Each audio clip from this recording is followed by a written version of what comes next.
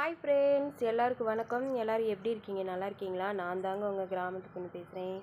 இன்றைக்கி நம்ம வீடியோவில் என்ன பார்க்க போகிறோன்னு பார்த்தீங்கன்னா, 2 நாளாக கடல பறிக்கிற வேலைக்கு போயிருந்தேன் இல்லைங்களா.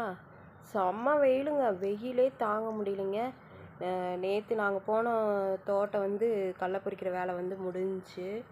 நேற்று சாயந்தரம் 5:30 ஆயிடுச்சுங்க வீட்டுக்கு வர்றதுக்கே. 5:30க்கு படுத்தது தான். கொஞ்ச நேரத்துக்கு முன்னாடி தாங்க எழுந்திரிச்சேன். ஏன்னா உடம்பு சரியில்லாமல் போயிடுச்சு, வெயில் சேராமல். ரொம்பவே கஷ்டங்க, ரொம்பவே சிரமமான ஒரு வேலை. இந்த வெயில் அவ்வளோ ஒரு வெயில், அப்படியே உடம்பெல்லாம் நெருப்பில் போட்டு வாட்டின மாதிரி ஒரு ஃபீலிங்குங்க. அவ்வளோ கஷ்டமாக இருந்துச்சு. அவ்வளோ கஷ்டப்பட்டு விவசாயிகள் தன்னை ஒவ்வொரு பொருளாக உருவாக்குறாங்க. இந்த கடலையோட என்னங்க என்னத்தை உருவாக்குறாங்கன்னா கடலையை தான். 3 மாதம்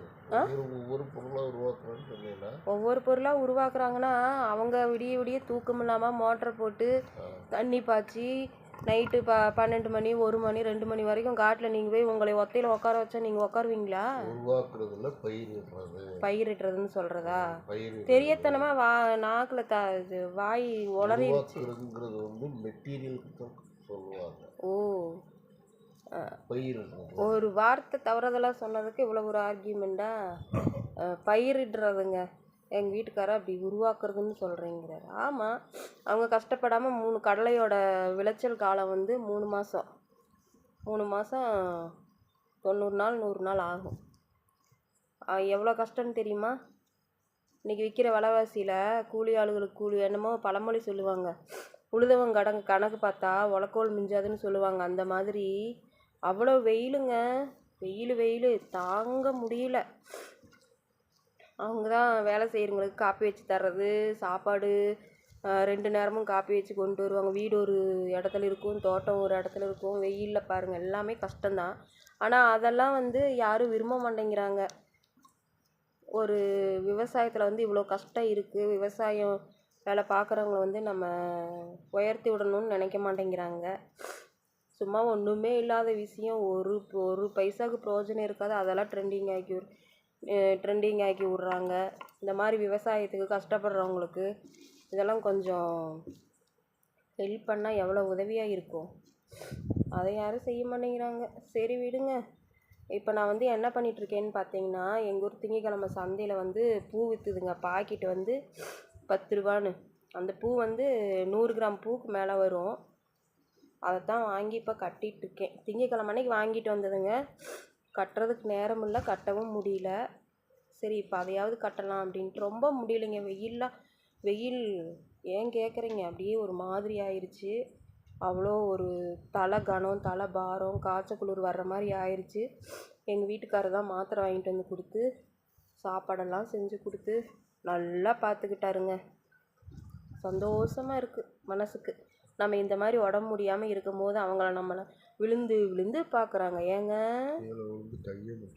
ஆடடா, சரி எனக்காகத்தானே. இருக்கட்டும், நல்ல விஷயந்தான்.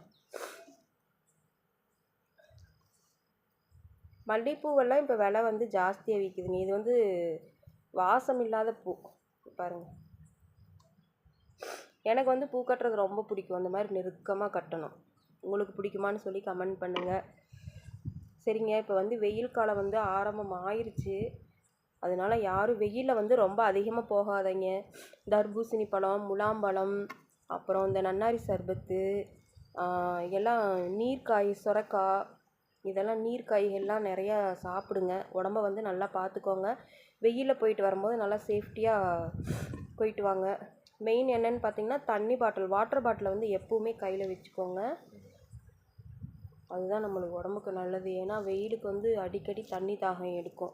நம்மளோட சேஃப்டியை நம்மளாக தான் பார்த்துக்கணும். அதனால் தண்ணி பாட்டிலை வச்சுக்கோங்க. மோர் கலந்து வச்சுக்கோங்க. ரொம்ப லாங்கில் வேலைக்கு போயிட்டு வரவங்கலாம் கையில் வாட்டர் பாட்டிலும் மோர் பாட்டிலும் வச்சுக்கோங்க. டீ காஃபி குடிக்கிறத தவிர்த்துக்கோங்க ஃப்ரெண்ட்ஸ். எல்லாமே உங்கள் நல்லதுக்காக தான் சொல்கிறேன், சரிங்களா? ஏன்னா இந்த 2 நாள் வெயிலுக்கு போனதுக்கே என்னோடய வாய்ஸ்லேயே தெரியும் உங்களுக்கு. வாய்ஸே மாறிடுச்சு பார்த்தீங்களா? அப்படியே கண்ணெல்லாம் முழிக்கவே முடியலைங்க. இருந்தாலும் என்ன பண்ணுறது, நம்ம 4 பேர் வேலை பார்க்குற இடத்துக்கு போயாச்சு, நம்ம போய் செஞ்சு தான் ஆகணுன்ட்டு ஒரு தைரியத்தில் செஞ்சுட்டு வந்தாச்சு. நல்லா இருந்த உடம்ப நானே கெடுத்துக்கிட்ட மாதிரி ஆயிடுச்சு. சரிங்க ஃப்ரெண்ட்ஸ், பாய்.